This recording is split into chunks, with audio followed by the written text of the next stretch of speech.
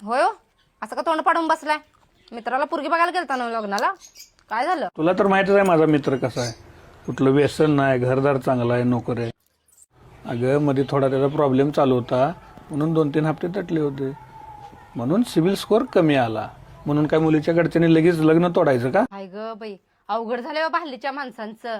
काय जगा वेगळं आईबाप झाल्यात आणि त्यांच्या जगा वेगळा पोरी जन्माला घातल्यात. होय, मी काय म्हणते, ह्या पोराकडनं नोकरी पाहिजे, घरदार पाहिजे, आता काय म्हणा सिबिल स्कोअर पाहिजे एवढं मागत्यात. ते जर पोराच्याकडच्यांनी पोरींकडं नुसतं मागची 1 वर्षाची कॉल हिस्ट्री जरी मागितली आणि पोरानं जर पोरगीचं कॅरेक्टर सर्टिफिकेट द्या म्हणून सांगितलं तर कितीतरी पोरींची लग्नच व्हायची नाहीत. बोटर मोजण्या इथपर्यंतच पोरी चांगल्या राहिल्यात.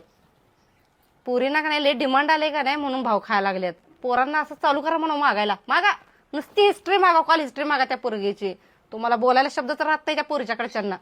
त्यामुळे गप्प आपलं खेळी मिळणं जावा पुढं करायला लागणार, व्हा मोकळं म्हणा. कशाला उगाच खोपसपट काढत बसताय? आमचे काही लग्न झाली नाहीत.